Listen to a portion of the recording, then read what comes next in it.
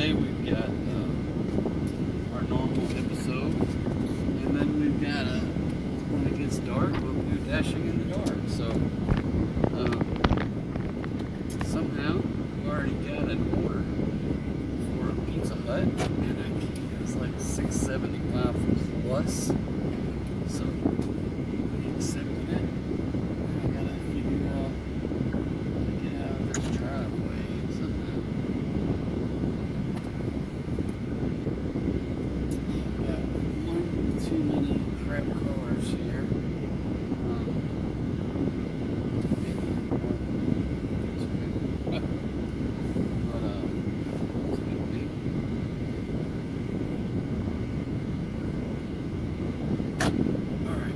So, directions.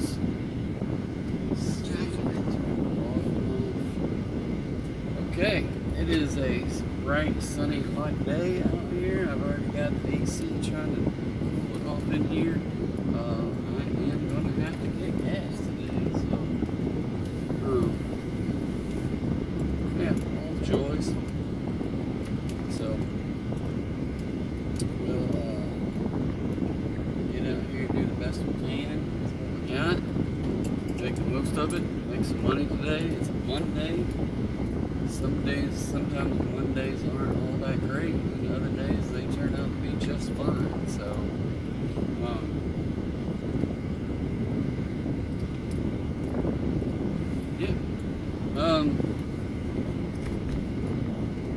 keeping with our traditions, we will do a random top 5 today. We will do some kind of personal finance, and then a lot of rambling about a little bit of nothing. So I kind of I'll take that cue from Seinfeld, the show about nothing. We can definitely say this is a lot of rambling about nothing, with scattered in flavors of a top 5, personal finance, and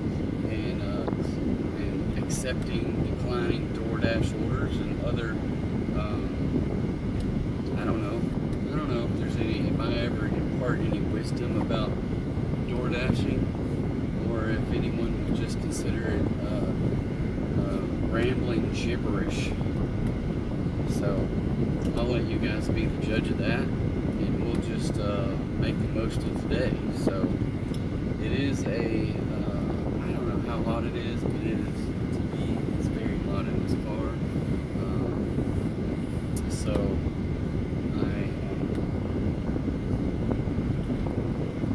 yeah, I don't know. It's going to be a hot one until the sun goes down. It's been a fairly warm, but not so humid day, so that's been a positive. I think I've been out with the dog already like 3 times. You know, I'm already at almost at 8,500 steps today, and I just got in the car. Normally, I'll be lucky to have 3,000 to 5,000 steps by right now, but I like to have. Ultimately, I would love to get steps in during the morning and at lunchtime, and then maybe right before we go dashing. But ideally, that way I feel like I can meet my goal easier that way, and I might even get it while I'm dashing, as opposed to rushing home and trying to having to get like 5,000 steps all at after 11 o'clock. And I pretty much got it down. I had the other night I was pushing it.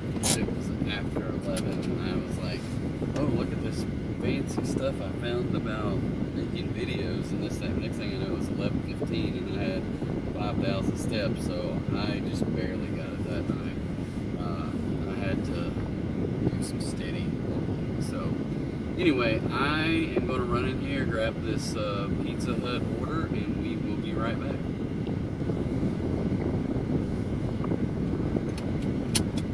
Alright guys, we are going to we got everything loaded up. Already sent the message, and it looks like it's just going right around the corner. So not a bad gig. I don't know.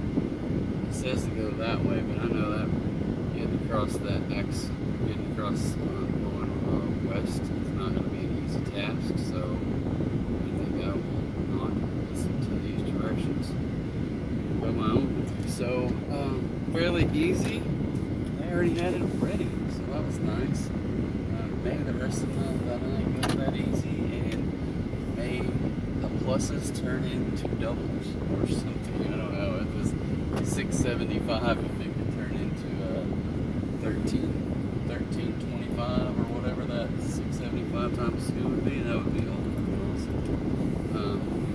But yeah. Anyway. I can't control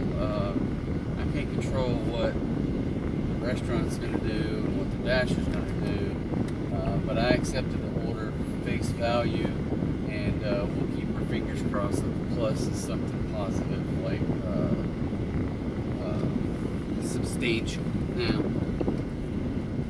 if not, it's still $6.75, and that just means I'm not sitting on zero right now.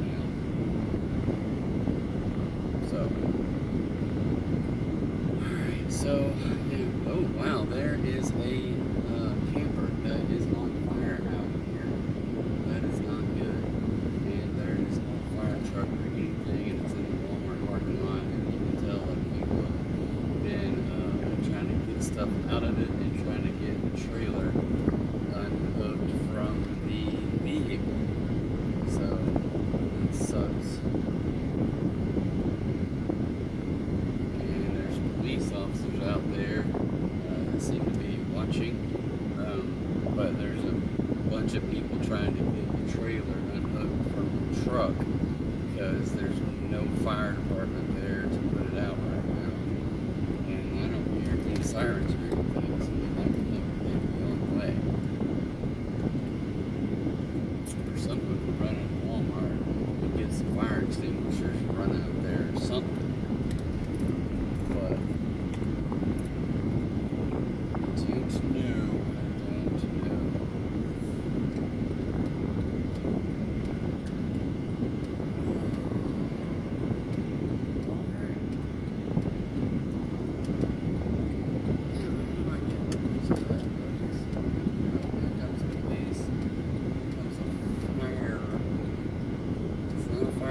truck, it's like a fire chief. I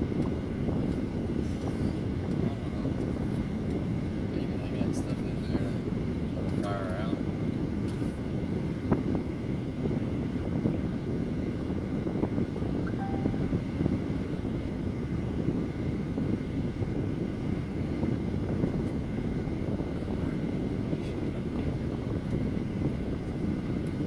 Let's just put it over here.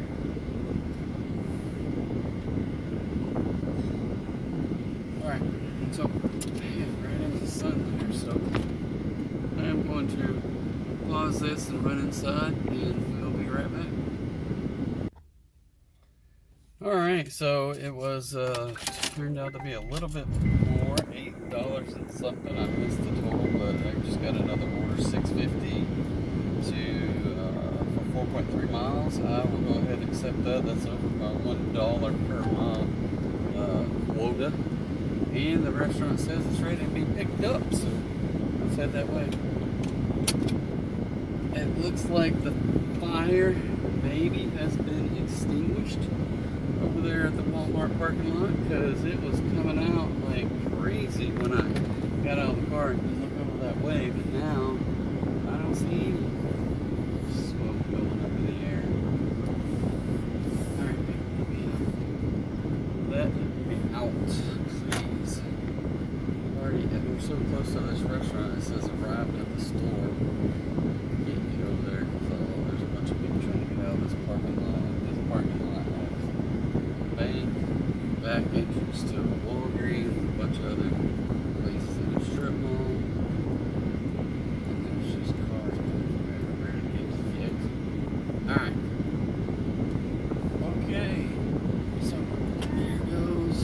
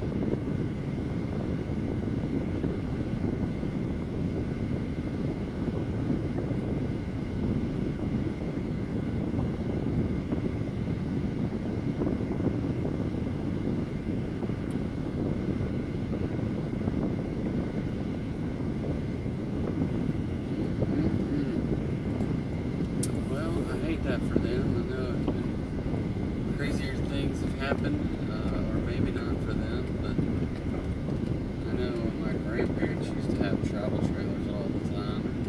I remember one time they were going with like my grandmother's sister and her husband, and they were going out of Little Rock and taking a trip all the way to, I think it was Washington State and Oregon, to go see some family, their older sister's kids.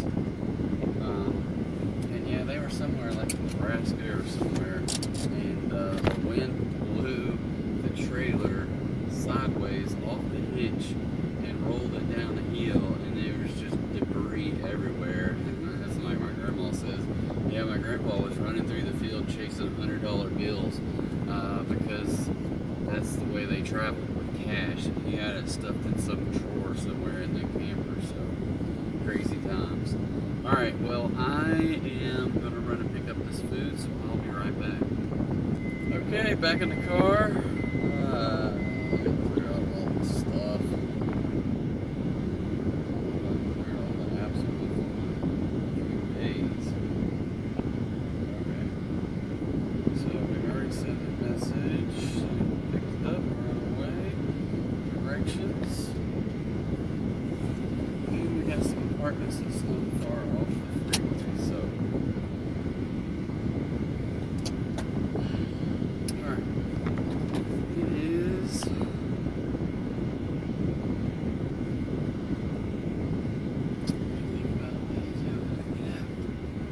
Alright. Let's see on this backside.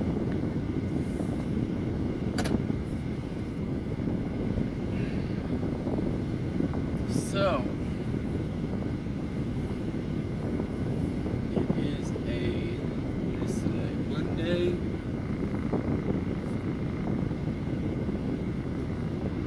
I just dashed over the weekend, which I rarely do.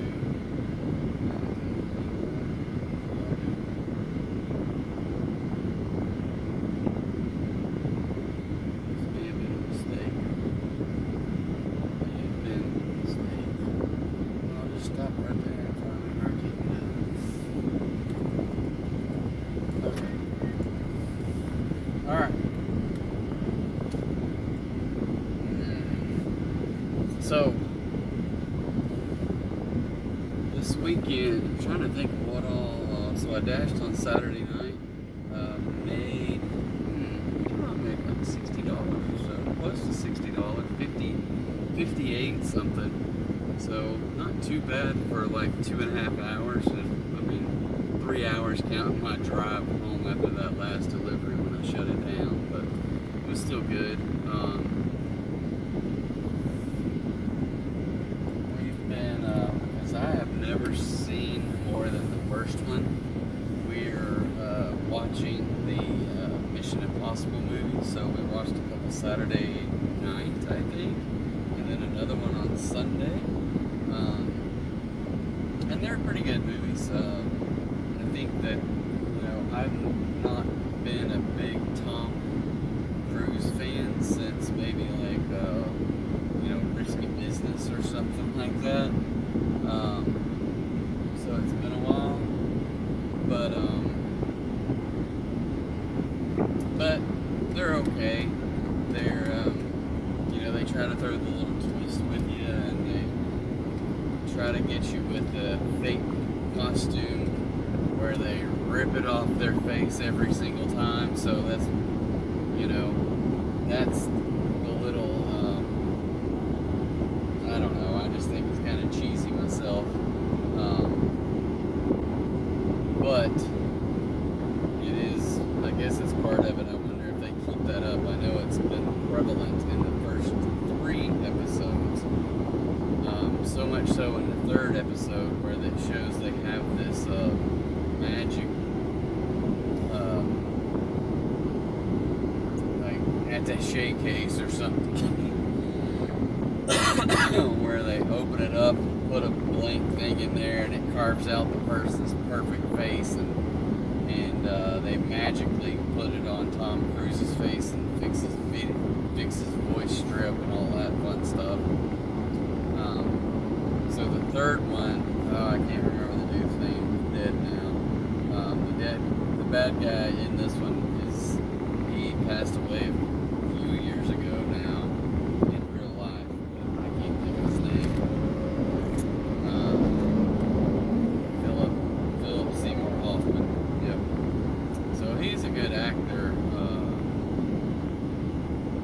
yeah, it was a fairly good story. The third one, the first two were similar. You know, it was interesting. I was more confused than anything else on the third one at the beginning, because it starts out at the end where they're about to kill his wife. So, and it turns out they didn't kill his wife. So, obviously, his wife dies somewhere along the way in the future, in the fourth through the seventh series. I'm guessing. I don't know. It's hard for these guys to have a wife, is all I can say, because of that threat that they will be,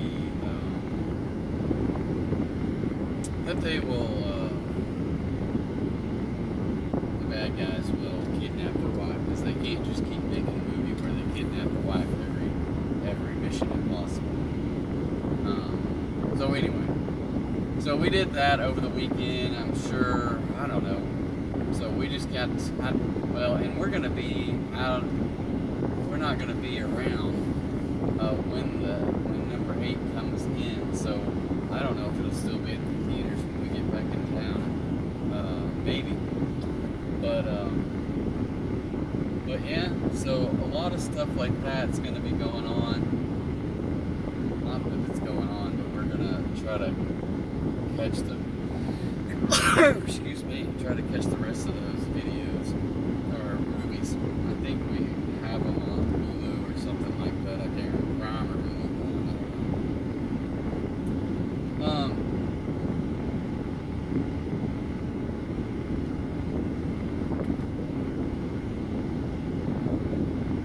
So, and I just thought of this because I'm trying to always think about, well, what is my excuse me, sun or something, sun and a combination of sun and pollen are getting the best of me right now. And I hope I didn't pay attention, but I knew the address, so I didn't look at the GPS. But yeah, we're almost here. It's in an apartment. So I think that it's going to take me down a rabbit hole of what my top 5 action. It's going to be action movies that are multiple shows. So, meaning it's a series or whatever. I don't know what you want to call it. Back in the day, you got a trilogy, and then that would be like it. And then they started making just keep on. If they made money, you keep making a sequel and another sequel. Oh, let's go with a prequel, you know. But usually they're pretty good. So tonight we're gonna do our top 5 list on action movies that have multiple. Yeah, I don't even know how to say this, but multiple movies in the same series. So I think that I can come up with 5 that I've actually seen. And here's one that most everyone I know will be like, what? Here's this southeast. Let me find this place, because I think that was the turn that I'm going to go to. Oh, it's at the very top of the back. So there's that. Turn left. Yeah, I hear you. Why are you talking to me? You shouldn't be talking.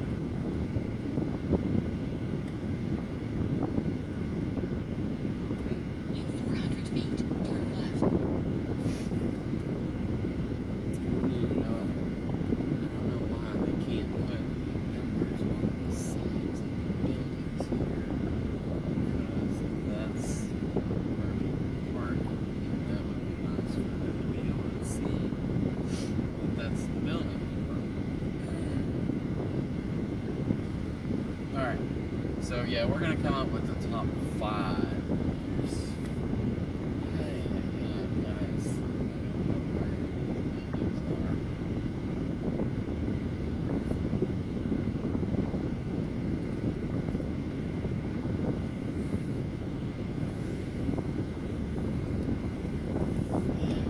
That is a very nice thing.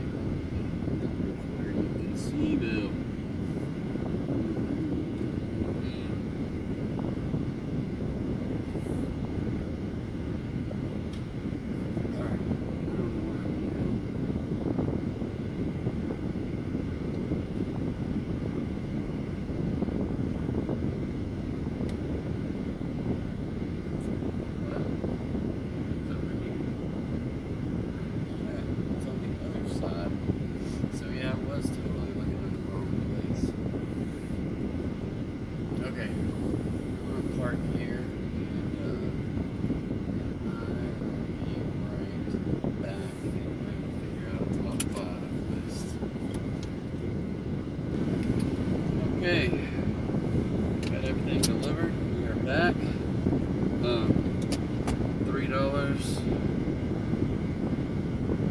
I think it was $3.50 for DoorDash and $3 tip. So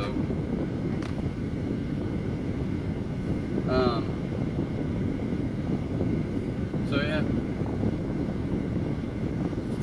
I'm gonna start eating my snacks. We have a whole bowl of varied grapes and tomatoes and cauliflower and chicken and cheese and stuff like that in here today. So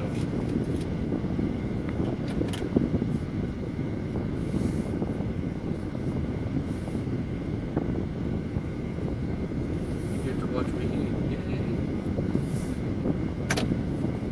All right.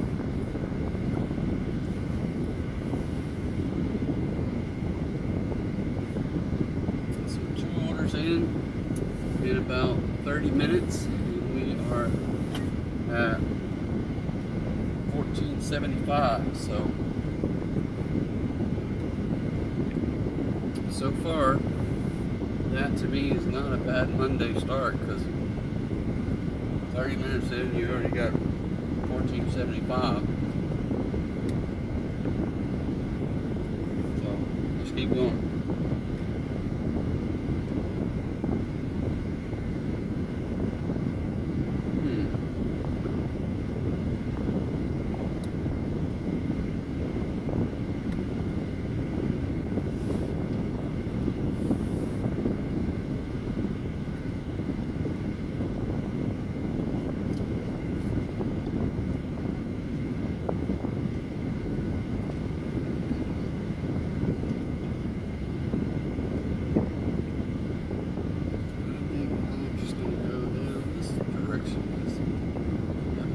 Over 2 lanes of traffic is not going to happen.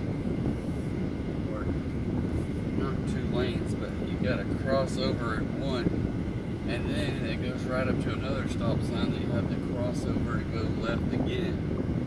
So we'll just go the other direction.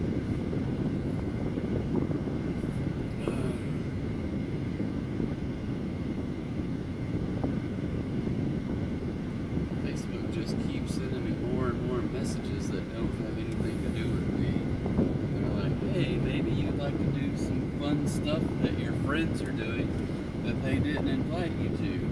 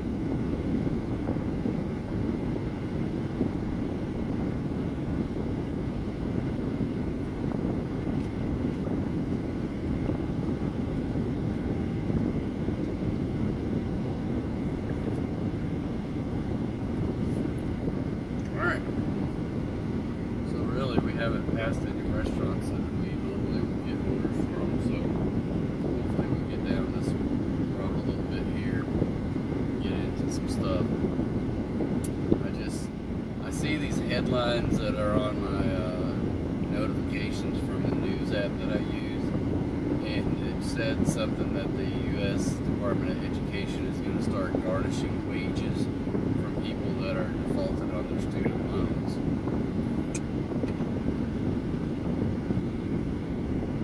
I guess is no different than people who don't pay their IRS taxes.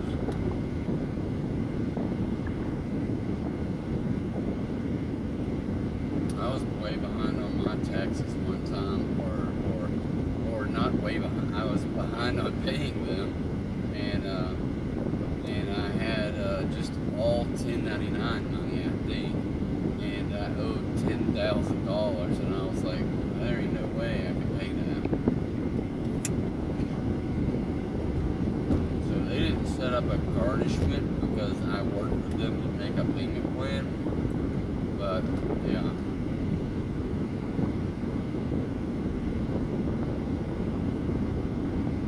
So I suppose that these people now, and not saying that they shouldn't have in the past, is make their minimum payments on their loans rather than let them go in default or whatever.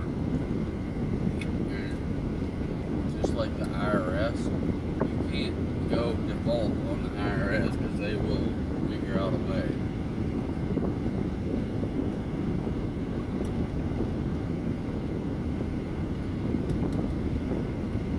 So yeah, I suspect that most of these people will have to start making payments on their outstanding loans.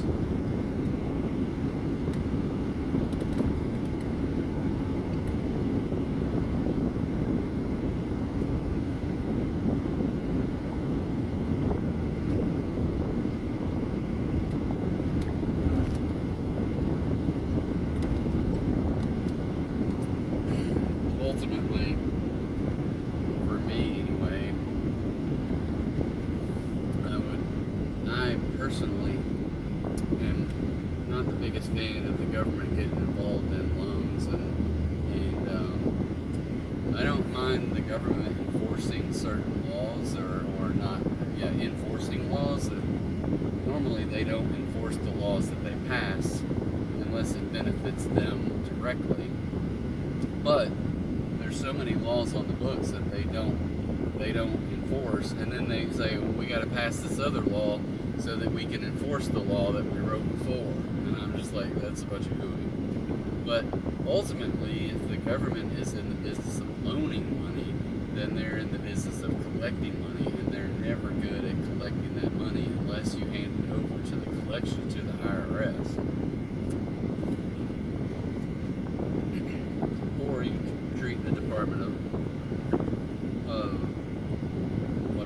Education like the IRS and start collecting those funds as they should have been doing all these years. My hope is, anyway, that some of the things that have been happening with the education system and the loans will be straightened out in such a way that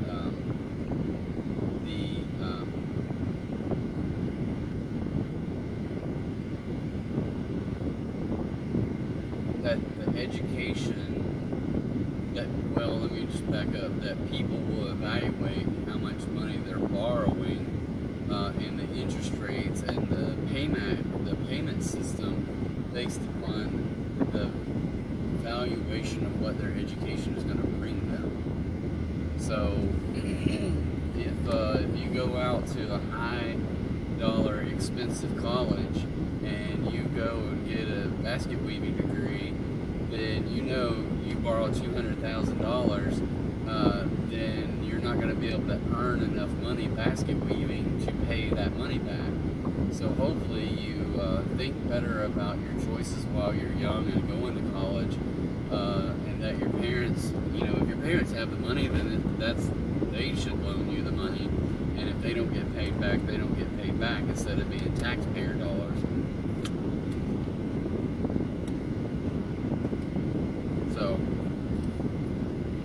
So hopefully for those of us that aren't rich, and those kids that do have a little bit of a level head about them, to say, you know what, I'm probably not going to go to that school because it costs too much. I'm going to go to this school and I can get a great education, because it's not necessarily the school you go to, even though that's not what the schools are selling, but it's the piece of paper that you can get that's going to help you downstream. And the reality is that regardless of what school you get that degree from, it's still up to you to go out there and find that job, prove that you can do it, and keep that job and keep getting pay raises and so forth. So regardless of what school you went to.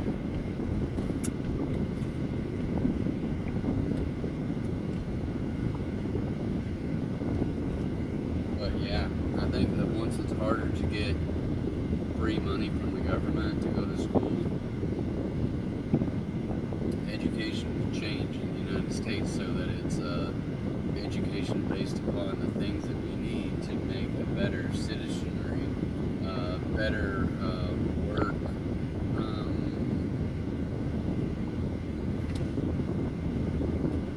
I don't know what the right word would be, but people that are educated to do the jobs that we need to,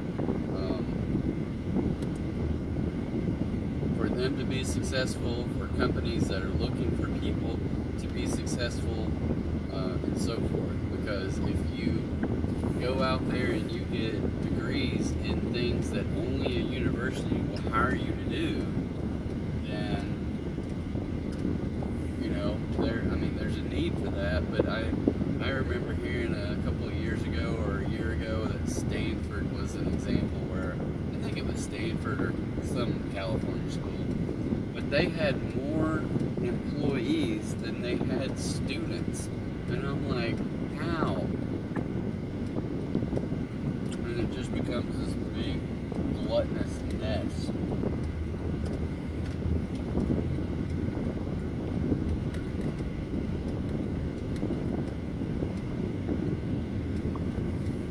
And at some point, it's gonna break the system. It'll break those universities to know that, hey, we can't charge as much because people can't get as much in loans as they could before from government loans. People may have to work their way through college, or some people just won't go to college because they weigh the options and realize, you know what, we can do better without it. Because a lot of people do go to college and it's just like party city, so they go to college and they get all these student loans and don't come out of there with anything.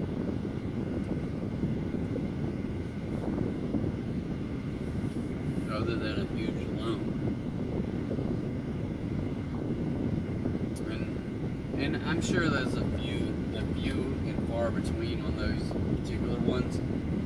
But I have met people that I know that they continue to go to college on student loans, from federal student loans, that they don't have to pay money back until they stop going to college. So they continue to take these courses and get multiple degrees, and never have to pay the loan back. And they keep getting so much in loans that they just borrow and borrow and borrow.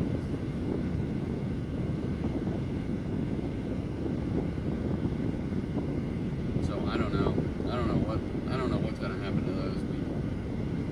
At some point they're going to get kicked out of the system. And they're going to be, either they will be some kind of destitute person that will say, you know what, I don't want to pay the government back, so therefore I'm not going to get a job. It's kind of like those deadbeat dads who refuse to get a job so they don't have to pay child support for their own kids.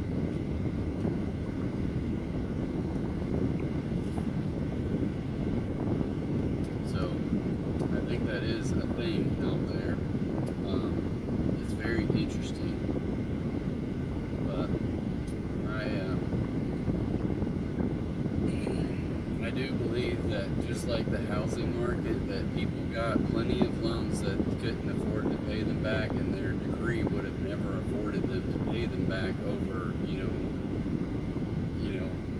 50 years or whatever, and yet the government is much more lenient than any other banking institution would be.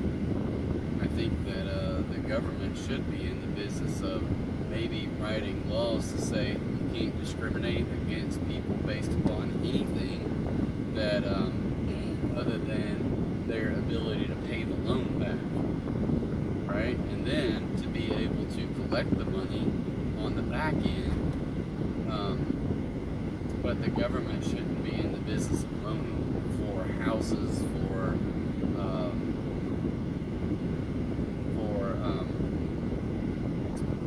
education. Maybe not anything.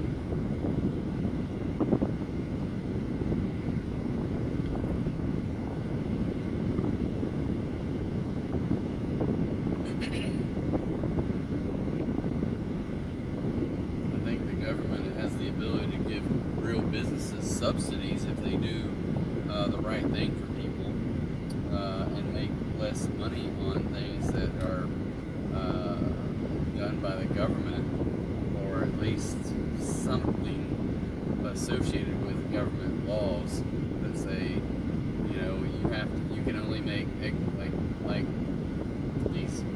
I hear about like FEMA loans.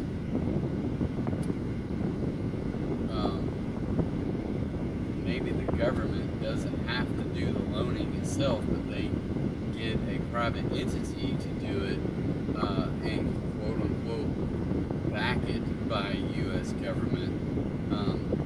Basically, it's insured loans, but a private entity does the loans. I don't know how all that would work, but I think being an insurance rather than being a loan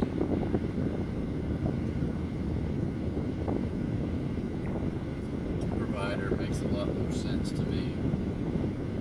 Alright.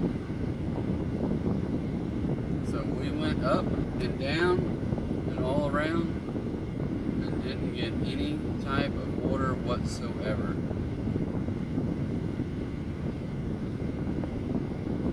So I'm going to have to make my way back down to get some gas, because my light just came on and I'm not getting any orders. So $14.75 at 30 minutes and at 50 minutes. So, nope. And there's a $12 order and I'm headed that way.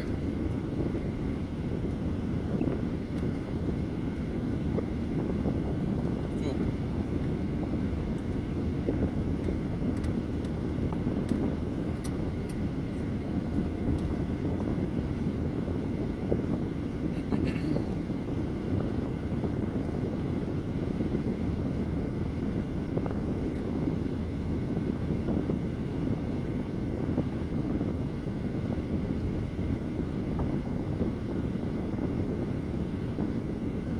Alright, so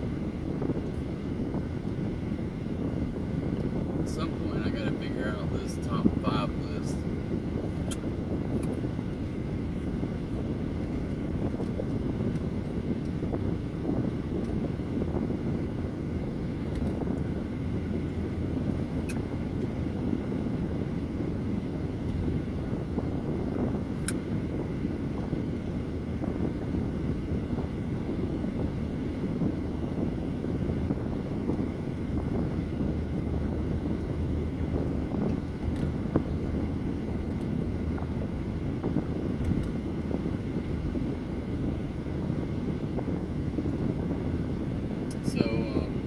So yeah, the more I think about this, the top 5 tonight, it's gonna be interesting. To be a lot of dynamics.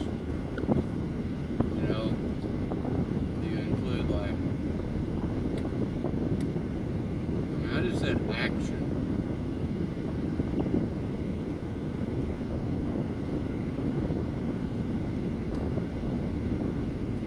So what I might do is exclude any kind of quote-unquote superheroes.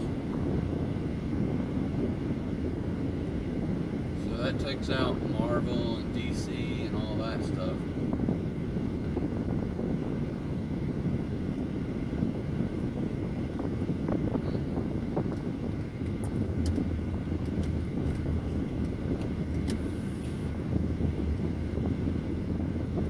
So this restaurant is right next door to a gas station, so I marked it as a ride and pulled into the gas station.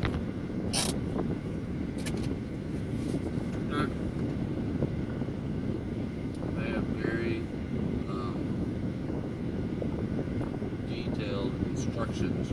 Do not park at the curbside, park in a parking space. Alright, I'm gonna pause this and get some gas. Alright, that's one thing I do like about this little car. $26 to fill this sucker up.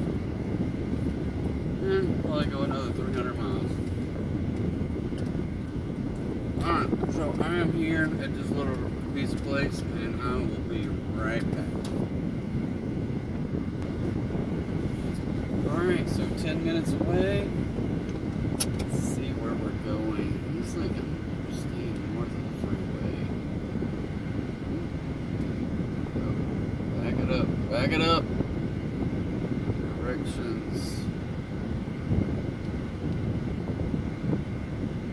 No, it does go on the south side.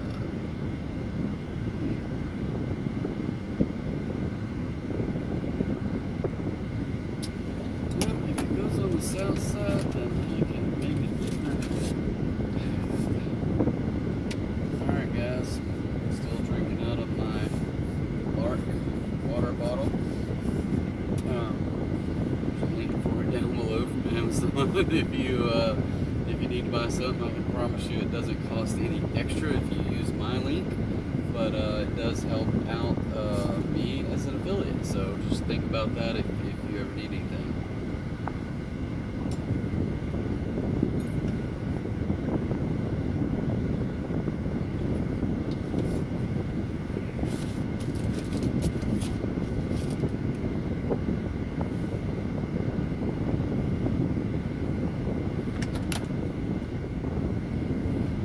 All right.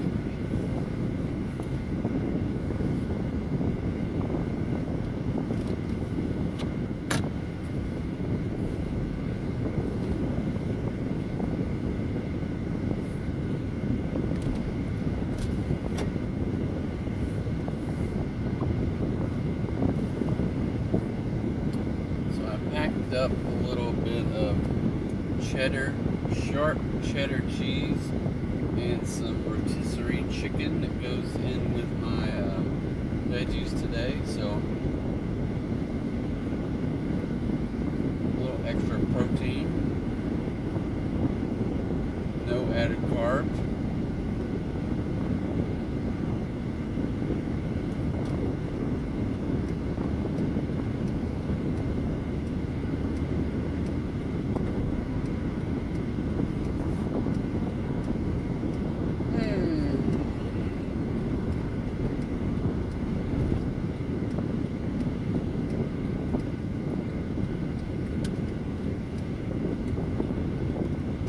If anybody will comment in the comments, does anybody else reset their trip odometer and all the other stuff every time you fill up with gas?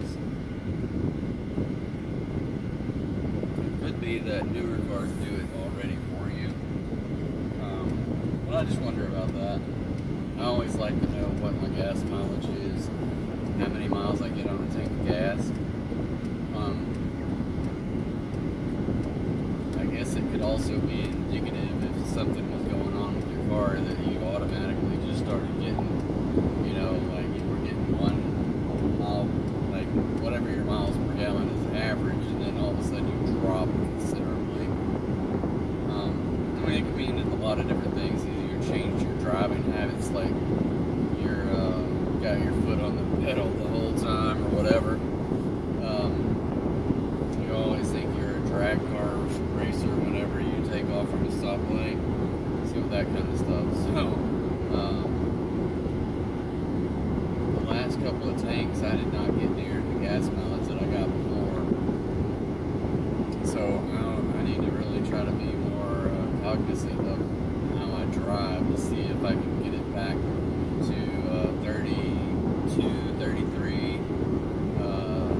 2 gas tanks ago I got 35 on the whole freaking tank while I only used this car for DoorDashing. So 35 miles to the gallon on a Honda Fit.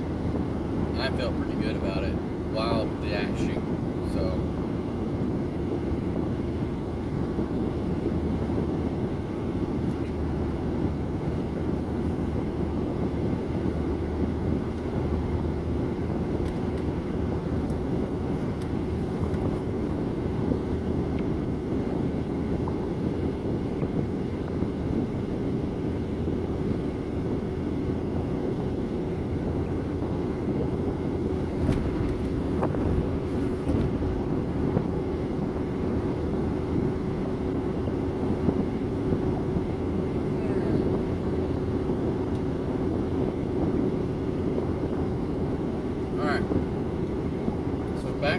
top 5 action series of movies.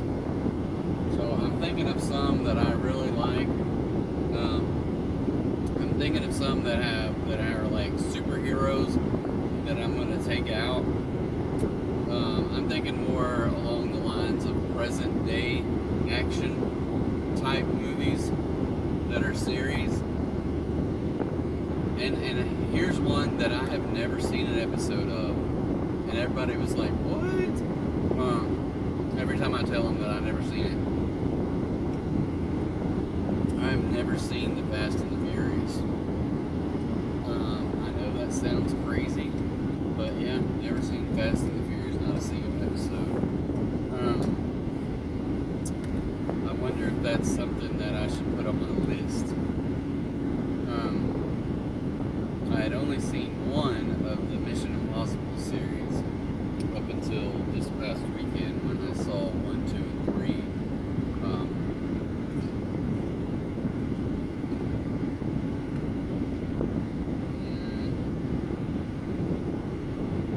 Crap. This is not looking good.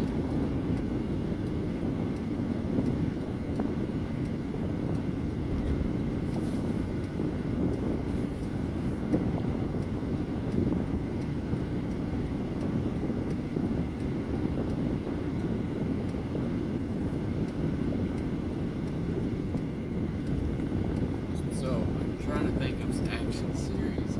So I can think of 1, 2.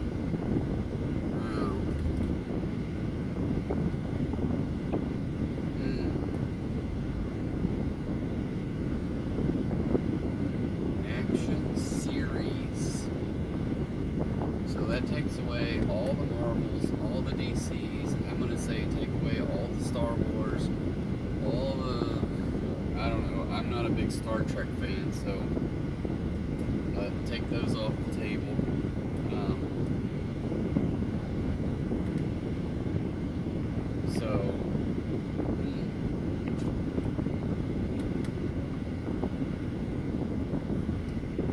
Obviously I've never seen Fast and the Furious, so I can't say that one. What else is there be? Oh yeah, when was my turn?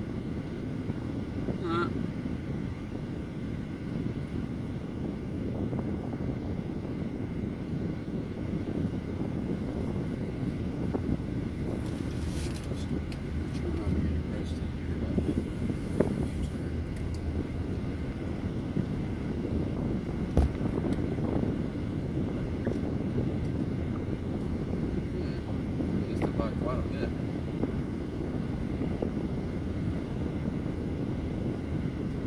Alright, so what else could there be? What other...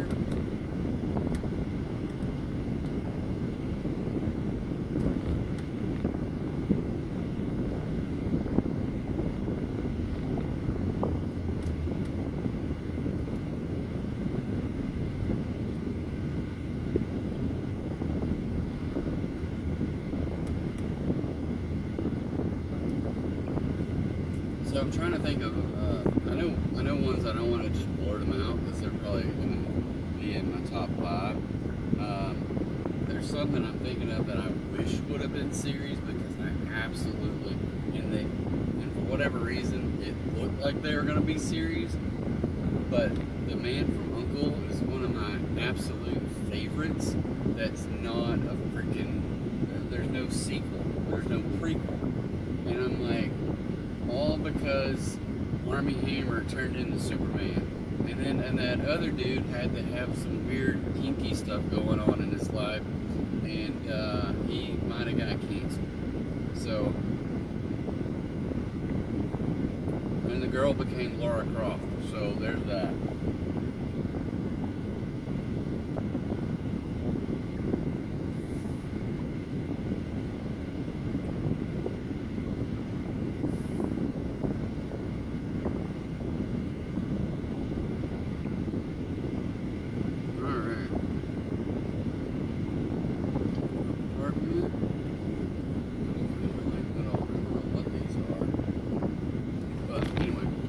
Alright, we'll talk more about it when I get back.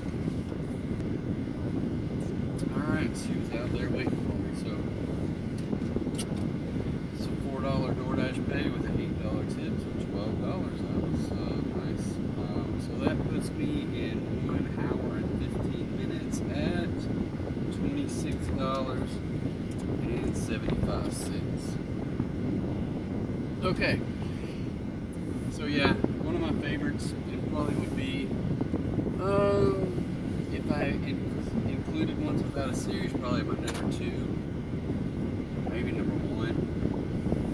The Man from Uncle, I think is a great show, great movie, for an action movie. It's even though it's not set today, but it's not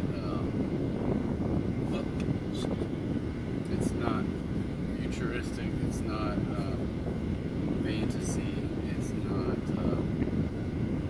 superheroes and stuff. I don't know if I can get out of this thing and this direction. I don't know. But so okay, there's got to be some other ones that I'm just not thinking of right now. Maybe I narrowed my scope too much.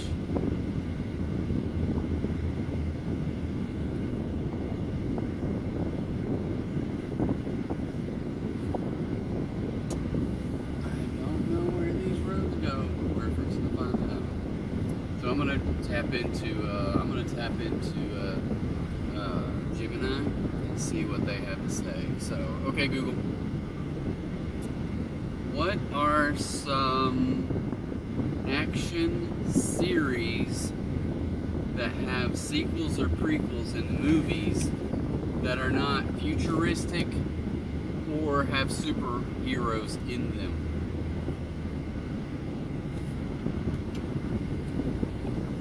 There are some action movie series with sequels or prequels that are not futuristic or do not feature superheroes. Series with sequels. The Godfather saga, this iconic crime drama, has 2 sequels. The Godfather Part 2 and The Godfather Part 3, continuing the story of the Corleone family's rise and struggles in the world of organized crime. The Godfather Part 2 also serves as a partial prequel, exploring the early life of Vito Corleone. I don't know James what Bond that series. is. While some gadgets might seem advanced for their time, the core of the James Bond series revolves around espionage and action in contemporary or near contemporary settings without superheroes. All right. It has numerous sequels. Alright, so wow, yeah, I forgot about those. So,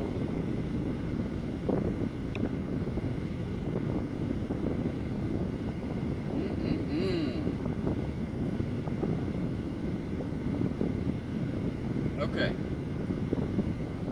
So, interesting.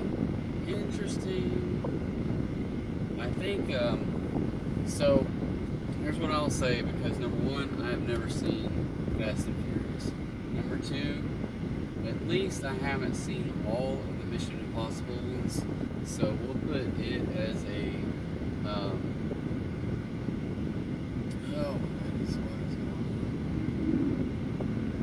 He didn't confirm the delivery. Oh, evidently I missed it.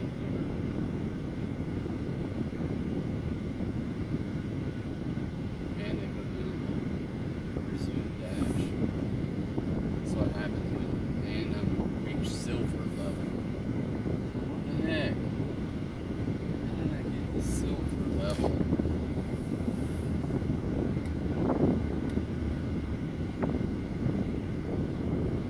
They knocked me all the way back to silver for missing that one. Ratings. Man, that's 69% with a 98% completion rating. 93. Here's $6.50 for 3 miles. I will take it. Where are we going? Oh, little Caesars. Drove past it. Ugh.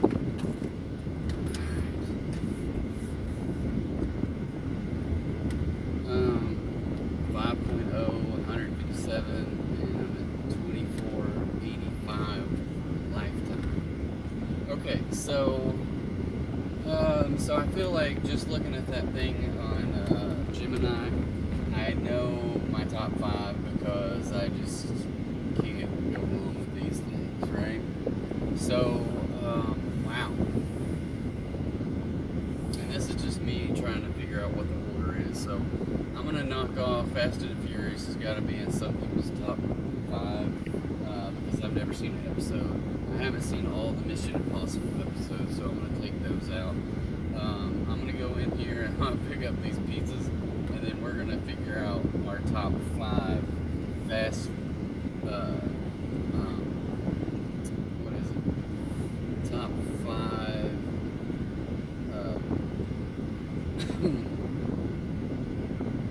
action movie series.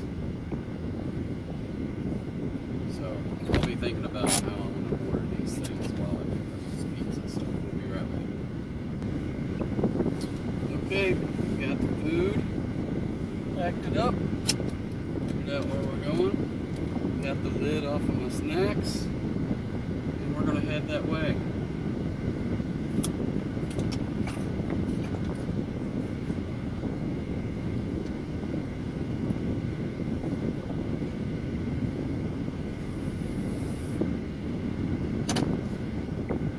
Alright.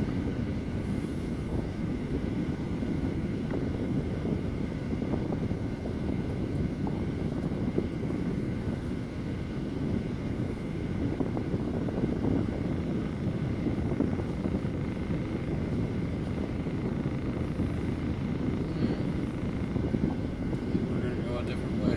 It is backed up.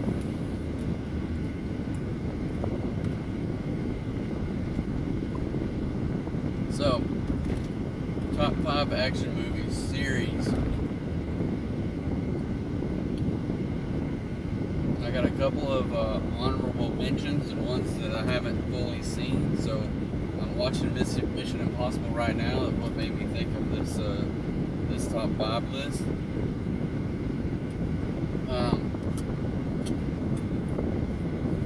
One I know that are on most people's top 5 is Fast and the Furious.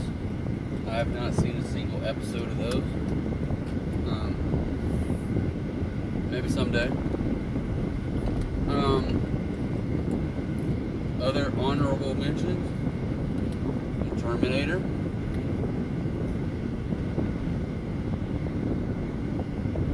Did not think about that at all, but it's been a long time since I've seen that. I think probably when I first saw it, it would have been there. But I think nowadays there's just more stuff for me that I think holds up in time for me.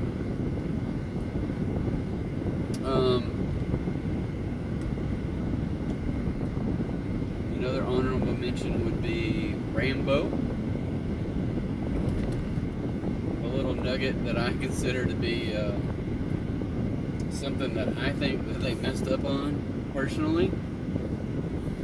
The first movie was called Rambo, right? No, sorry. The first movie was called First Blood, and it was just called First Blood. But the guy's name was John Rambo, right? The second movie was First Blood 2 Rambo, right?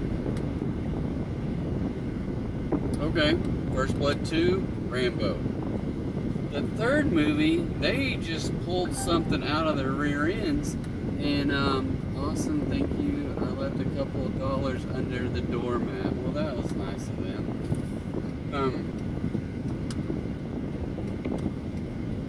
So, First Blood Part 2, Rambo, was number 2. Number 3, totally out of character, skipped First Blood at altogether, and just went right to Rambo number 3, which is a total faux pas.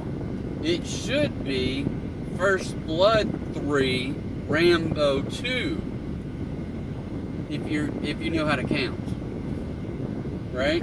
Because it was First Blood 1, First Blood 2, and that was First Blood 3, not Rambo 3, Rambo 2. So anyway, that's my little that's my little stick about the Rambo naming convention. And I don't know what, I don't know how many they ended up making, but the rest of them were all called Rambos. So,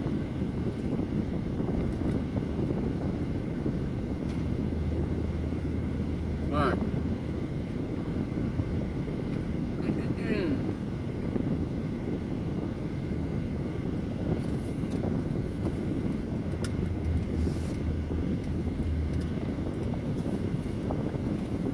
Now to my official top 5 action movie series.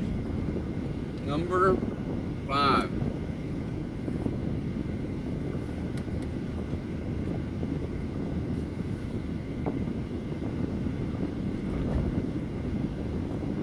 I'm gonna say, I wrote these down while I was in the restaurant. Let me double check. Okay. So, this would be higher, except the last 2 movies actually sucked, which brought them down. So I'm gonna have to say Indiana Jones is my number 5. The first 3 were absolutely the best thing I can remember ever, and I would probably watch them again today. But that number 4 with Shia LaBeouf, no. And I don't even know if I saw number 5. They made a number 5, I think, didn't they, more recently? But I don't know if I've seen it. But anyway, that one with Shia LaBeouf, it was crap. And that one right there, in and of itself, brought the whole franchise down. So there's that. But the first 3, especially, I remember going to the movies in like 1976. My aunt Linda took me and my cousin Kim to see that at the movie theater over in, I want to say it was a movie theater in Levy in North Little Rock. Anybody that's watching this can back me up on that from the middle 70s. Was there a Levy movie theater in the mid 70s over there somewhere? It was like a 2 movie theater kind of place. I missed my turn. Now I gotta go up here and make a U-turn. I don't want to do it right in the middle because there's too many police cruising the street.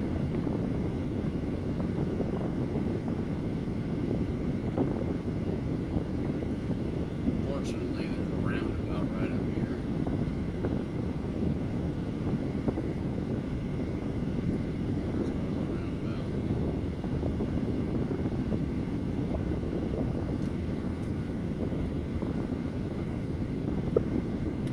Oh!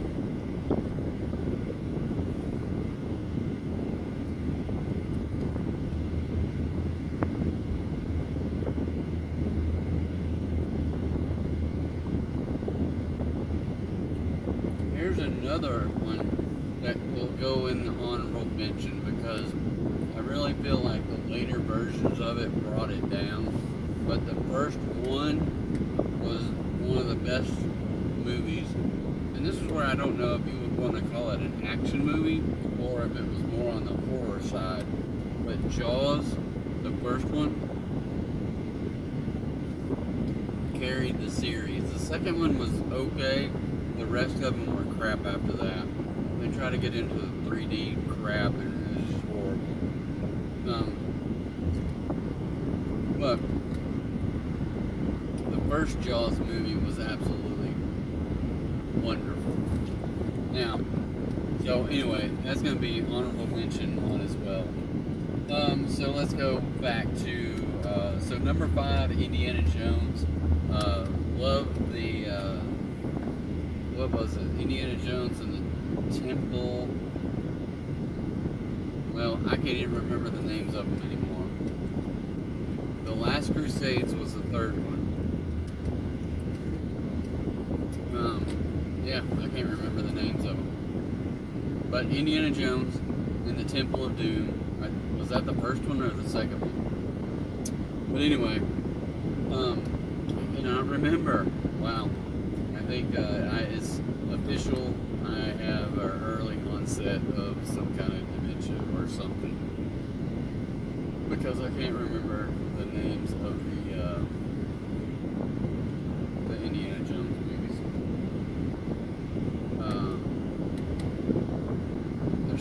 One of them had a skull, but I don't remember. That seems like it was a later one.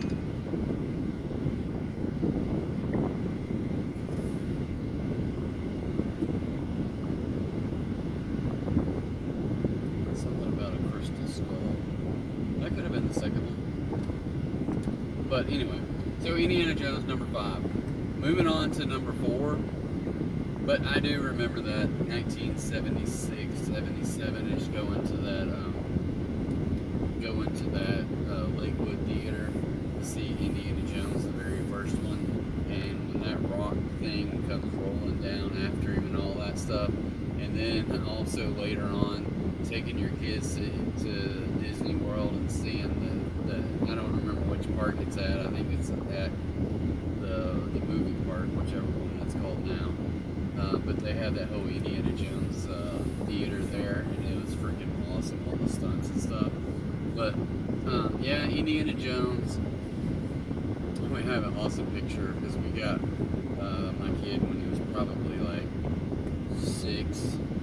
Got him an Indiana Jones hat, and he was so cool in that thing. He was just strutting around like he was Indiana Jones. Anyway, Indiana Jones, definitely in the top 5. Number 4, it only has 2 movies, but both movies I thought were excellent movies, and I could sit there and watch them at any given time. That is the Nick Cage series of National Treasure. The history behind those and whether it's real or made up, I don't know. A lot of it is real. Very fascinating, and the predicaments that they get into, I think are kind of cool. Other series that are not, that I think are more fantasy is like the Pirates of the Caribbean is another good series, but maybe doesn't fit in this genre. But anyway, so number 5, Indiana Jones. Number 4, National Treasure. Both 1 and 2. I really enjoyed those movies. The chase, trying to figure out the clues and all that stuff. Just really fascinating kind of show. So I'm going to deliver this food, and we'll hit our top 3 after that. So that was very nice of them. It was $3 DoorDash pay, $3.50 for the tip, and then they left $3 more in cash. So that was nice. I'm going on that. Still at 69%. But I'm going to jump over to my Simplify app. So again, affiliate link down below. If you guys are looking for a place to track all of your cash inflows, outflows, expenses, incomes, all your investments, to see all your accounts in one place, I use Simplify and have absolutely loved it. When Mint went out, I was like, well, I'm going to pay for this. I can't remember what the first year was, something amount of dollars, the second year, and supposedly, hopefully it doesn't go up after this, is $72. So, I would have paid that for Mint in heartbeat, and to me, it's well worth it so that I can see everything. So I'm going to open up Simplify, go to my transactions, and I'm going to choose the payee, type in door, and it finds DoorDash, the amount, track everything, so plus $3, and in the cash account, and the category of income is for DoorDash, so it's not dogs, can't spell, income under DoorDash, and hit create. So it just quickly like that added a $3 transaction, so that I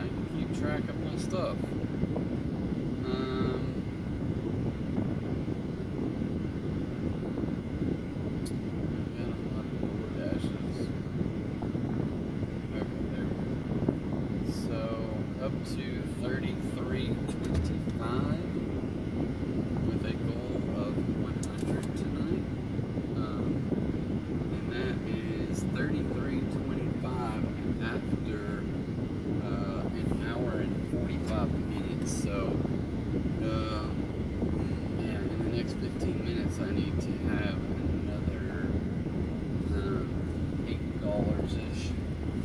Probably not that much if I count that cash, so I'd be at $36.25. So, but yeah, let's go for $8. I gotta finish these veggies off.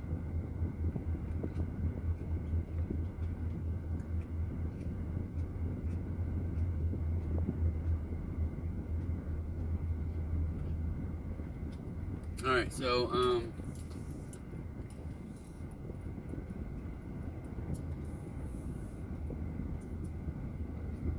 there's the sun.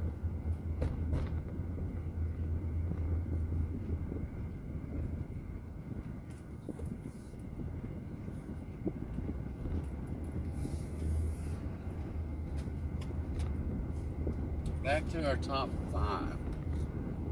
So, action movies that are action movie series. Number 5, Indiana Jones. Number 4, National Treasure. Number 3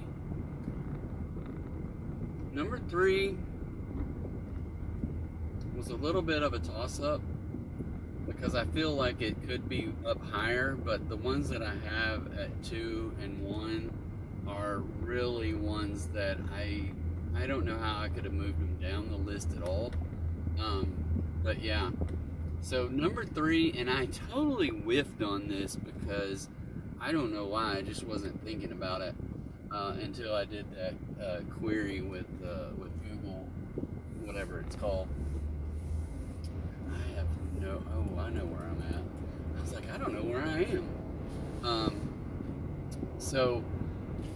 But yeah, so I picked up on a couple of these from that, not ChatGPT, but Gemini search with Google, and came up with some ones that I totally missed out on before. So number 3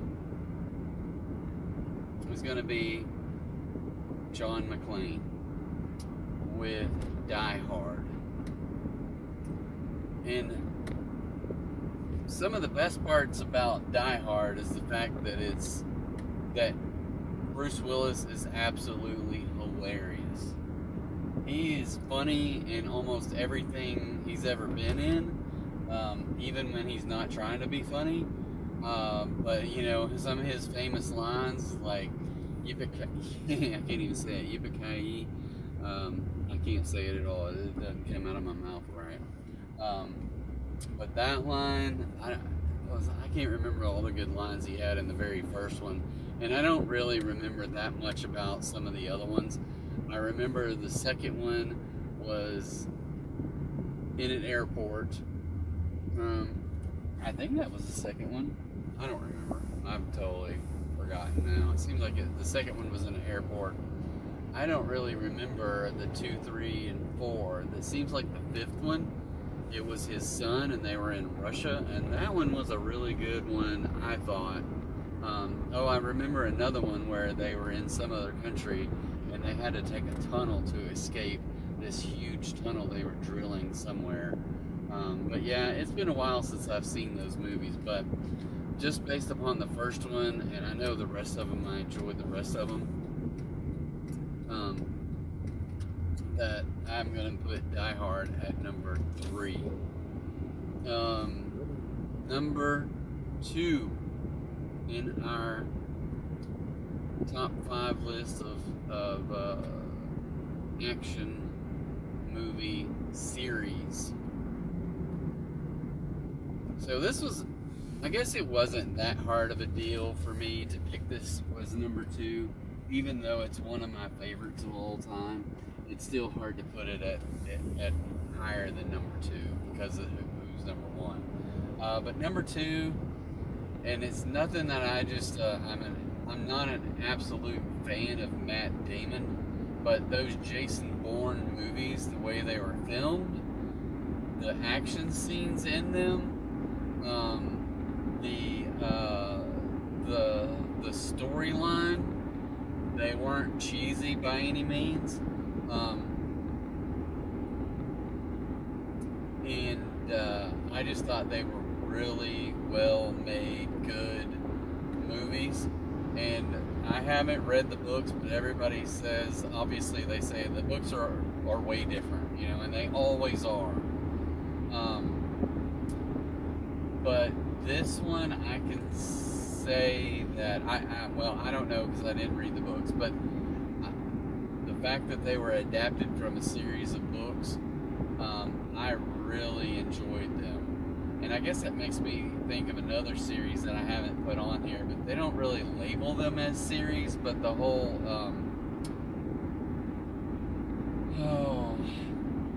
Patriot Day with the president. What the heck was the name of those? Seems like they were Clancy. The author was Clancy. Anyway, The Sum of All Fears and a couple other ones there. There is a crazy lot of red lights up there. I am going to avoid going straight and get off. I was going to get off anyway, but it just looks like there's a wreck or something up there. I don't know what. But anyway, so yeah, I really like the Jason Bourne movies. There's at least 4 of them that I can remember.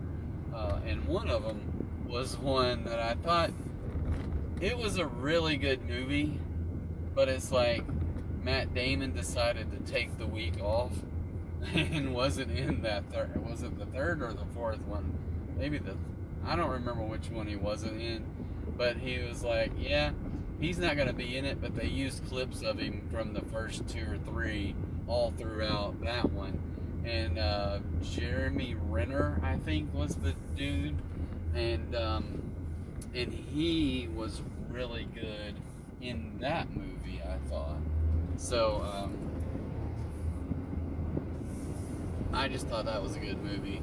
And all the Bourne movies are good, regardless of whether Matt Damon's in them or not. Now, my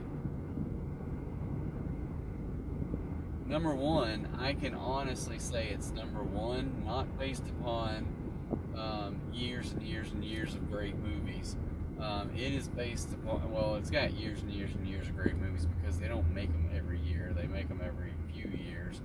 And then finally the actor gets too old to play the guy anymore and he moves on. And now they're stuck between a rock and a hard place trying to figure out who the next one's going to be. So me particularly, when I was a kid growing up, I loved James Bond. And I couldn't wait to see another Roger Moore, because Roger Moore was James Bond in the 80s, and when I was a kid, that was the best. I can't stand to watch them today. They don't hold their own, and I definitely can't stand watching Pierce Brosnan James Bond movies from the 80s or the 90s, whenever those ones came out. I just think are absolute trash. But when Daniel Craig came along and made those series of Bond movies, I think they were the best Bond movies ever. Now, I haven't seen all of the Sean Connery ones, but these ones here for me were just the best. So I really enjoyed those, and I think I have all the collections on DVD. Maybe, probably not the last one, but it's a hard pill to swallow that they killed off Bond after all these years, and then to say that Bond will return. You know, I'm like, how's he gonna return if they kill him off? But obviously they may have, like, this is what we were debating the other day, the spawn of Bond or something like that. I don't know what they're gonna do if they did in fact kill him off, but maybe because he's James Bond, you know, he pulled some Chuck Norris stuff and jumped out of there before the explosion and didn't die. You know, who's to say? He jumped in a rocket, one of those rockets, put a helmet on it, and it shot him out of there before the thing blew up. But I don't know. That was a good movie, but I hated the way they ended it. I just didn't like it. But, and I think it's just the testament to how good Daniel Craig was, and he's like, dude, I can't make any more of these freaking movies. They're, number one, I'm too old to be making some Bond movies. But I'm sure he felt like he was typecast in there, because that dude, he, to me, is a really good actor. And some of the other movies he's made since then are really good. The Knives Out series, I think, are excellent. I like that character. I don't know. That movie, I can't think of the name of the movie.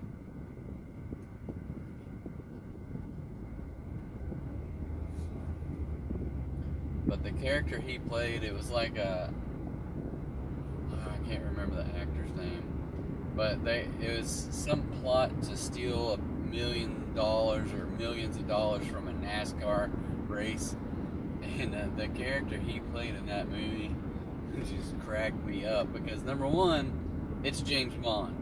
You know it's just James Bond, but it's like he did not come across Bondish at all in that movie, and it just floored me at how well he pulled that off. So anyway, well, driving through town, it's been 15 minutes and I haven't got another order, so I should have turned back there, but I didn't, so we'll see what happened. No, I haven't got to where I was going to turn. I should turn up here.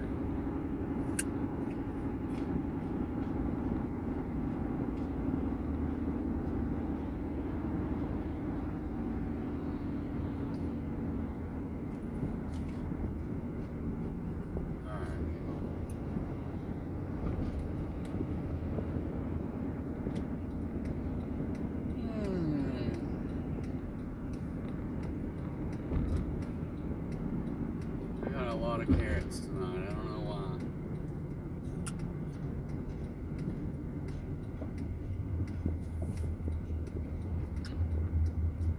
It goes from flashing yellow to solid yellow.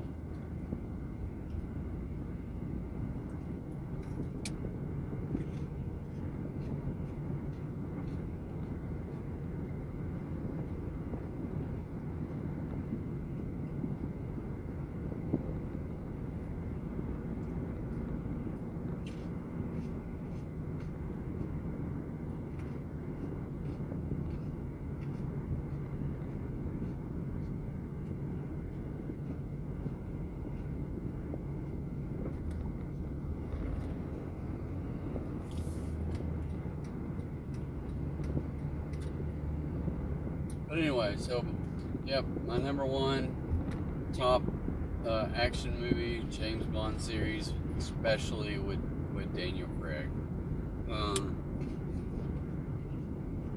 Casino Royale was excellent. Oh, look at there. $10, 7.6 miles to the restaurant I was headed to. Chili's! I'll take it, even though it's 7.6 miles. It's over $1 a mile, so I will take it. Now, 7.6 miles plus the fact that I just got it and I'm this close to Chili's, so it's going to take a while for it to make it, and it's going to take a little while to deliver it, probably like 20-30 minutes.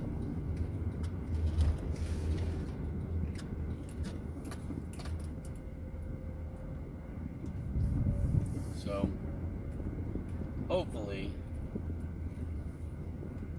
we can knock out this $10 in 30 minutes and be back to a dashing position in 30 minutes. Fingers crossed. Alright, I'll be back. Alright. Went in there, they had the food ready, so what do you know? 16 minutes to deliver. And it doesn't look like it's taking me out of the delivery area, delivery space. I hope not. I don't think it is. So,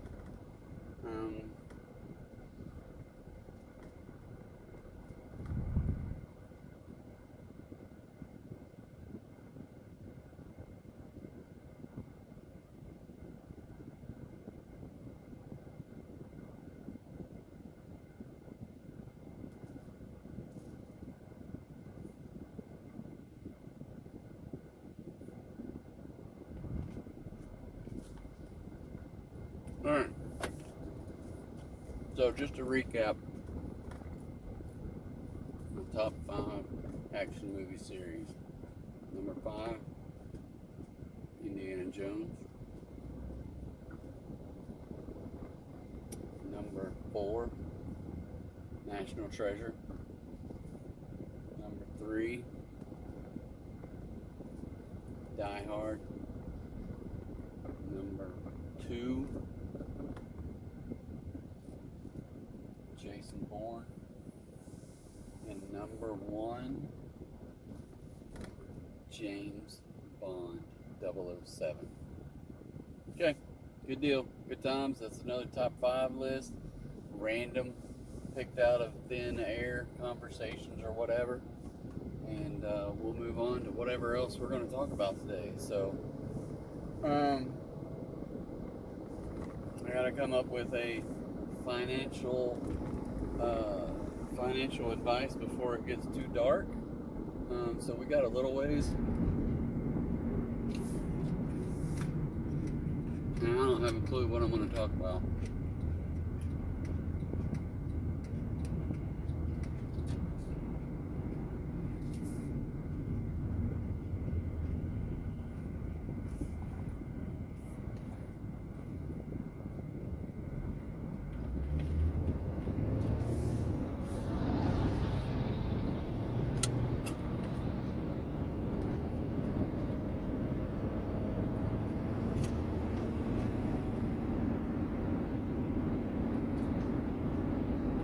So, as I munch on all my food, drink some water from my Lark cooler, trying to get on the freeway, all at the same time.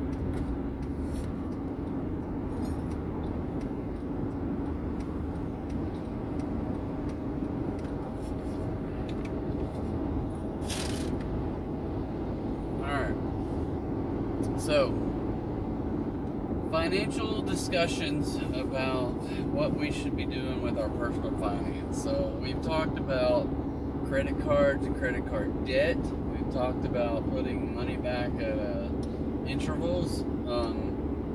We've talked about opening it up accounts to do a Roth IRA and putting that money back. We talked about how do we get that money? If you're a DoorDasher, especially, how do you get extra money? And, for me, it's as simple as working an extra hour or two a week above and beyond what you set as your goal, right? So if you set your goal at, like me, I want to make $400, well, I need to work an extra hour or two a week just to make an extra $20 to $25. So that I can put it back for my retirement account. And if someone would have told me that when I was 20 years old as opposed to 55, then I would have been a lot better off. I wouldn't be door dashing today if I had done that, right? And the beautiful thing about it is that once you get into that habit, you won't even miss the money.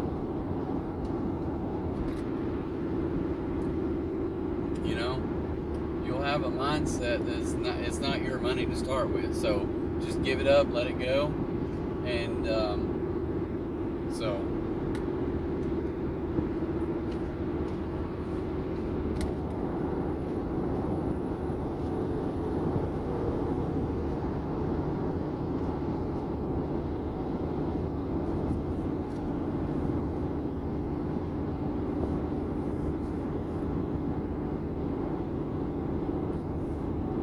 there's one thing I can talk about today, and I don't know, I'm not an expert by any means, and I have opinions about this stuff, and I can tell you some background about me is I spent a little bit of time, I can't remember the years, probably 2001 through maybe 2006, it was 2007, because I do remember. 2001 was when 9/11 happened, and that's when was it 2001? Yeah, I was studying to get my Series 7 test, and I was going to work for Edward Jones. And then 9/11 happened. I still went. I took the test, passed it. They gave me a job. I worked there for like a year and a half, and did no good. And then a couple of other guys went, and they were like, "Hey, come with us, and we'll split off and create our own little financial institution." And we split off, and one of them passed some series test to be a broker dealer or whatever they had to be, so that they could be a manager of other people. So I went with those two guys, and then with Raymond James. So two different independent firms. Primarily Edward Jones was built around buy good quality companies and hold them forever. And the other place didn't necessarily have the same mantra anyway, so it wasn't that big a deal. But I, for whatever reason, and I can look back and I can blame this, that, and another, but I didn't have the quote-unquote personality. I think what it takes, a lot of people that are like, yeah, I'm not going to give my money to that person. I always blamed it on my looks, because I always think I looked younger than I did back then, younger than I was.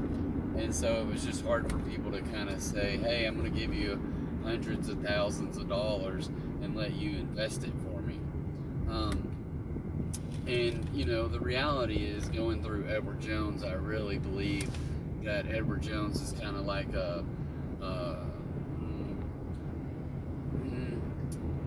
not to say they didn't put me in a position to be able to do it and pass the exams and all that stuff, and paid me while I was practicing to take the test or studying to take the test.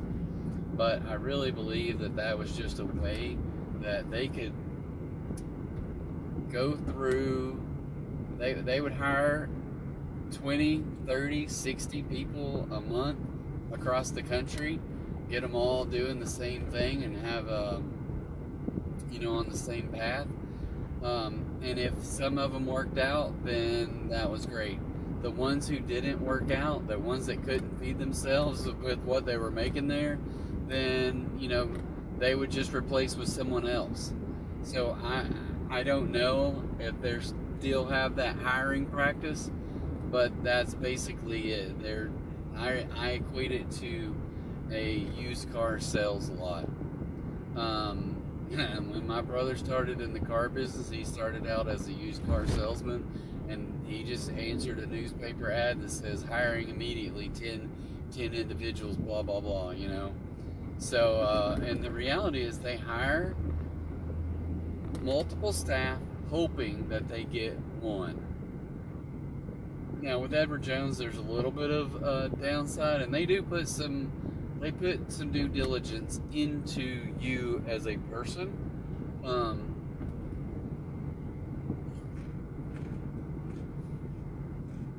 But at the end of the day, if you don't make it with them, they haven't lost that much, right?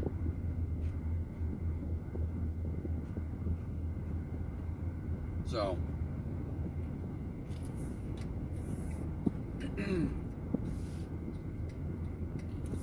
the same way with a used car salesman. If you get hired as a used car salesman, you're only making money off of the stuff you're selling, and if you don't sell anything, you don't make any money. So what is their loss? None, right?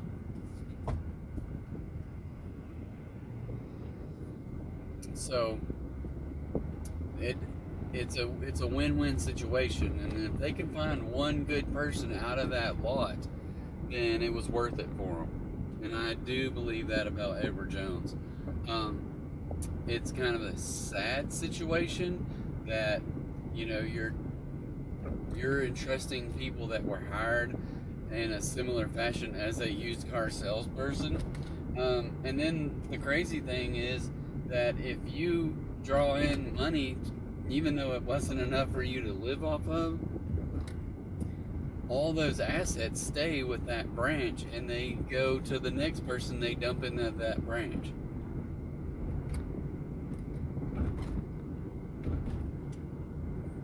Unless you were really good and you can take all your customers with you. So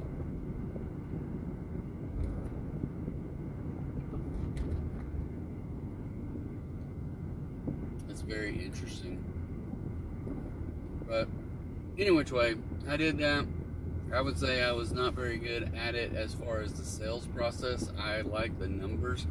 I like dealing with the people, but developing that relationship to where people trusted you enough for them to give you their life savings, that's a different story. This is interesting. This is the same place I went the other night. I think on Saturday night. I don't know if it's the same house, but it's the same direction. It's not the same way that DoorDash sent me to get here the other night, but they sent me on a wild goose chase the other night to get here.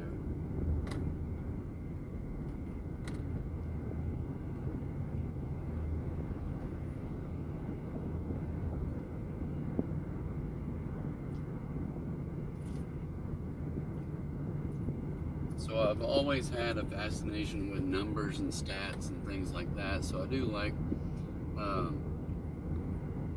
doing that stuff. I also, once I got out of that industry,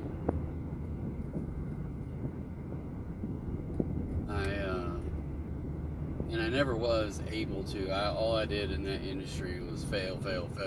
So it wasn't necessarily because the industry in and of itself is only a sales job, you know. You are dealing with sales people. They're not financial analysts, you know. They're not anything other than a sales position. And what they put your money in is, you know, maybe someone that's really smart at that company is telling them what they should and shouldn't be pushing. But a lot of it is pushed by insurance companies or insurance companies because they would be at my office all the time taking me to lunch. All these different annuity companies and insurance companies trying to get me to sell their products. These mutual fund companies, the reps would come by and take us all to lunch, you know, which is great. We had lots of good meals. I think that was the only time I ever got to eat at Sonny Williams, is when an annuity company took me and some of my clients to eat there. And truthfully, they were people that I was trying to get to be my clients. They never became my clients. But we all ate dinner at Sonny Williams Steakhouse.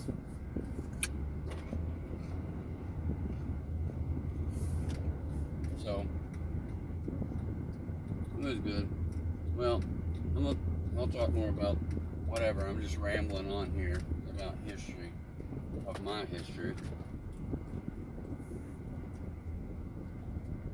So we'll talk more about that after I drop this food off. I hope this is the right place. It's gotta be. There's no numbers anywhere, but we'll see what happens. Alright, I'll be back.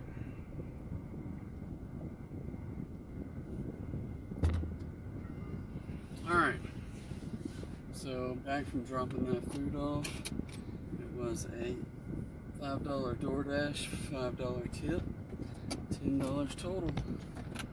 So done, back out, return to Dash, $43.25 after not quite 2.5 hours. So we're a little bit behind schedule as far as $20 an hour, but still not that bad.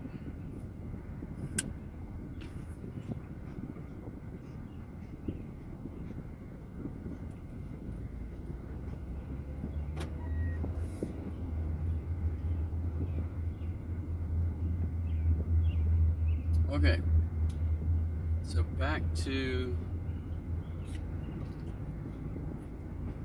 personal finance.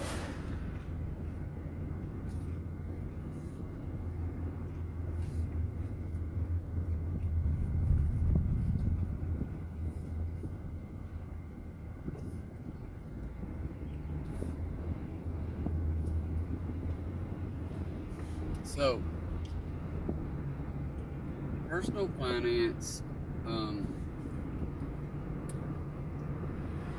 kind of want to talk about. So, I every once in a while I have these conversations with my dad and just figure out what pick his brain about what he's doing, what I'm doing, stuff like that. He's told me about people he knows that are using oh, you should just use so and so. They, and they take care of everything. So I just want to kind of talk tonight a little bit about if you've got investments, should you be using a broker, a I don't know what they even call them anymore, but should you be using a guy, right? An investment advisor, financial advisor, whatever their role is or title is today. I don't know what Edward Jones is doing, to tell you the truth. I know a lot of people that have left Edward Jones over the years, and because Edward Jones had very poor payout compared to what other in agencies would pay you. Like Edward Jones, you might get 30% of your commission. You only got 30 to 35%. The rest went to Edward Jones, and then the same thing with. So when we went to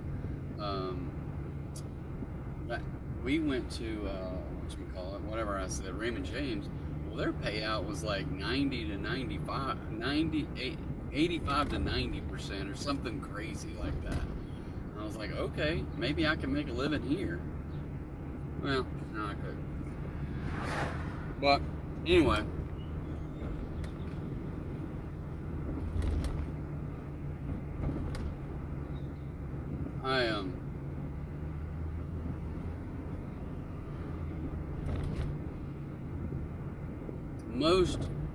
most of the people that used to be doing those kinds of things have moved over to an advisory account where you put the money in and they charge you a flat rate. Like usually it's like 1 or 1.25%. They might, I don't know. So one of the guys that I used to be partner with, and I know he's moved all his business over to percentage. In every account he has, it's all in percentages. So I'm sure he's getting the vast majority of his people are paying him 1%. So, and sometimes you can get good value for that. Other times you just get someone taking 1% of your money. So I don't know what all he does or doesn't do. I haven't talked to him about that stuff in years. So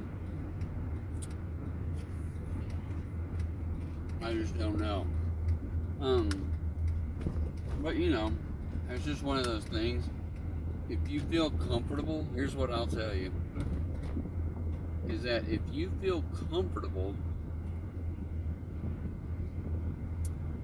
then do it. Because the 1% ain't going to be the end all of your doing things. If you are comfortable buying and selling on your own, then you can get an account with Robinhood. It's fairly simple, and you can buy and sell on your own. I'm not going to say this for 100% certainty, but a lot of times you got just as much chance of making money as they do, and they're charging you 1%. But I still believe that if you buy quality and hold it, you'll be better off than you are trying to predict peaks and valleys or highs and lows, because that is unless you're Nancy Pelosi, it's hard to do. Okay. I am very interested. I would love to have, like, even if it was $1,000 to put it into if someone would just create a mutual fund that would invest exactly like Nancy Pelosi does at the time that she has access to it, then we would all be millionaires, right? But they haven't made the fund yet. They do have a, I don't know if it's a Reddit or a website or something. And maybe you can purchase it early enough before it shoots up or shoots down in value whenever Nancy and her husband buy into certain things. But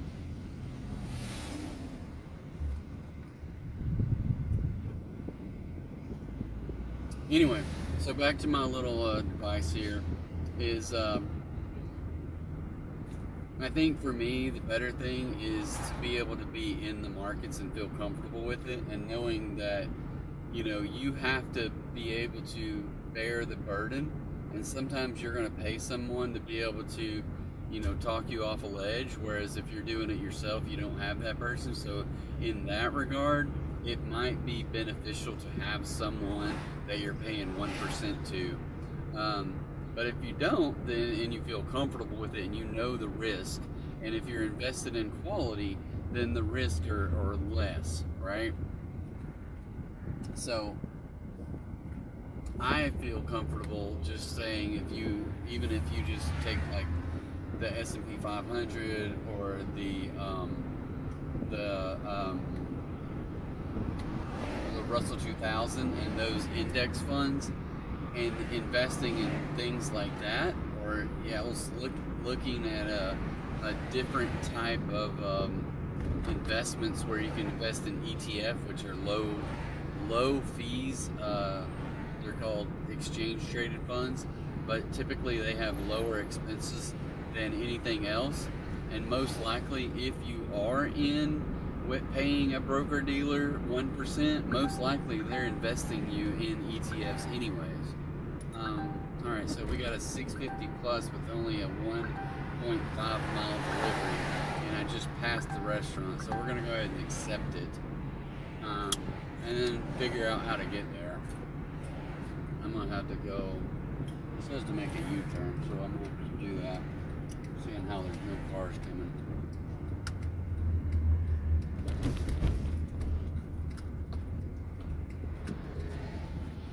Oh crap. And then the Kroger's parking lot, and there's only one entrance and one exit. So, but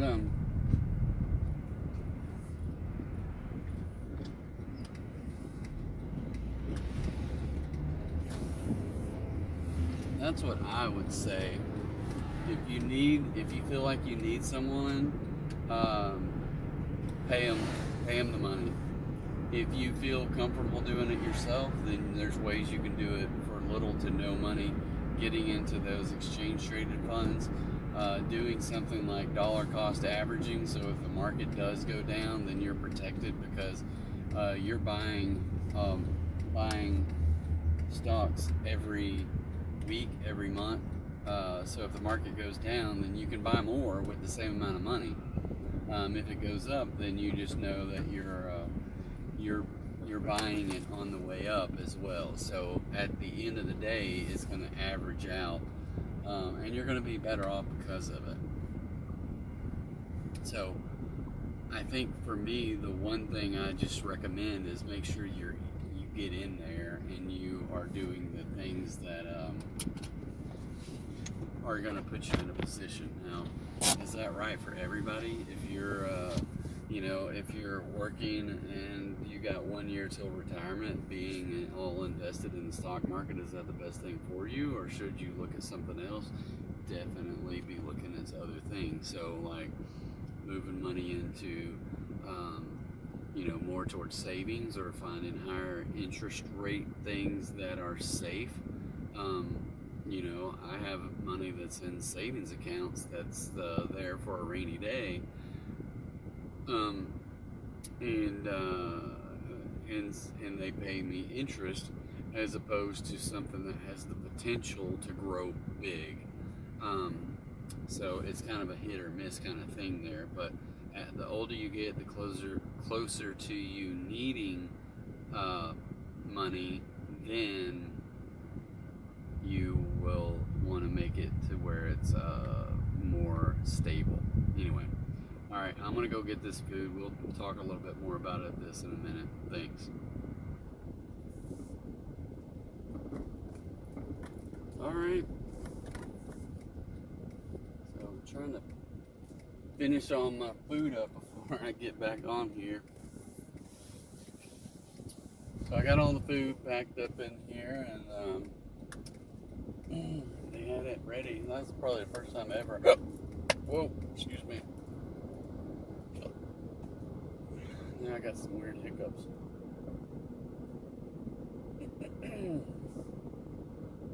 But first time ever they have had the food ready when I go in there.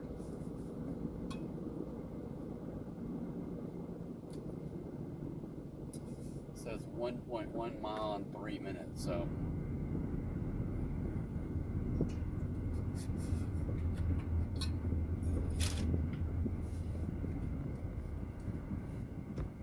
And then I'm going to take a little break.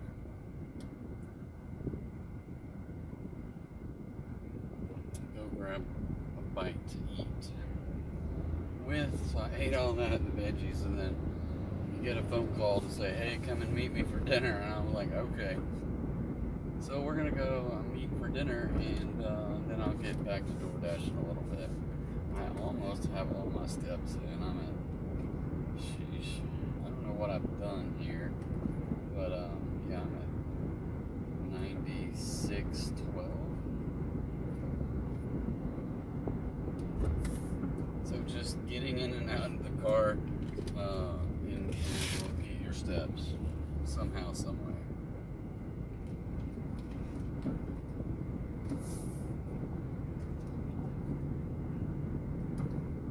So this one is back across the freeway, but not very far, I don't think.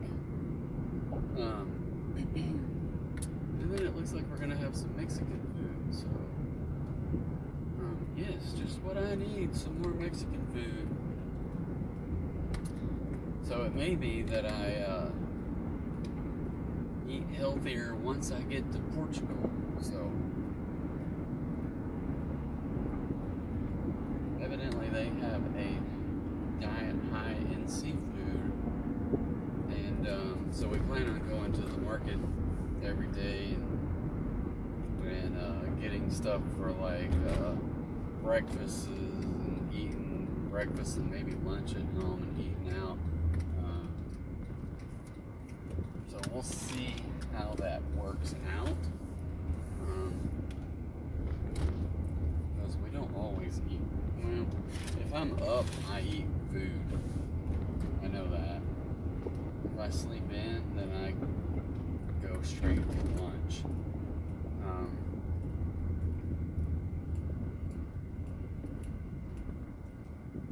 But rarely do I skip a meal, and I usually eat a lot in between meals. Now I try to get healthier choices, but that's not always the case. But sometimes you can get it done. Okay, so this is the house. Alright, it's right in, like they said, a weird intersection. So I'm gonna hop out here, and I don't like their driveway, but they don't like it either. But anyway, so I'm gonna hop out, deliver these people's food, and I'll be right back. So I have delivered that food, and we are heading, trying not to get ran over because of the three-way intersection here where I'm backing out into the middle of it. But I'm gonna have to keep, that did not not sound good. There's a, yeah, just drop the front of the car off the curb. Anyway, so I'm gonna have to keep my dash going because I am still silver. So if I don't click the pause dash and keep it paused, then I won't be able to start back unless the dashing is busy and they let me dash some more, and I don't know that it's very busy right now. Alright people, I don't know what y'all are doing, but y'all are taking up too much of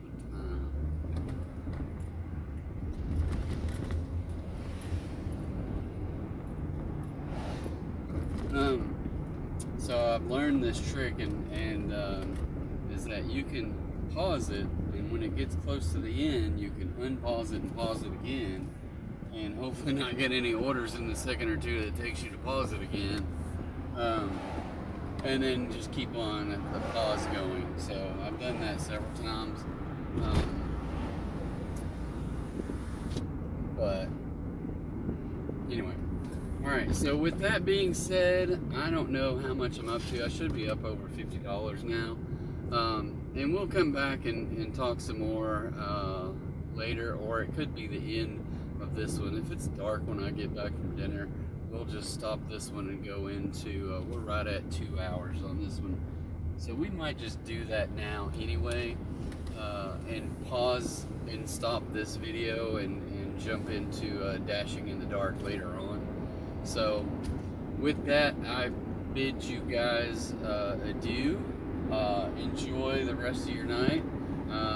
Hope that you have a chance to catch this video at some point, and I hope that you might click that like button and maybe subscribe and comment, right? At best, we're trying to help the algorithm to maybe get other people to see this video, so that's the goal.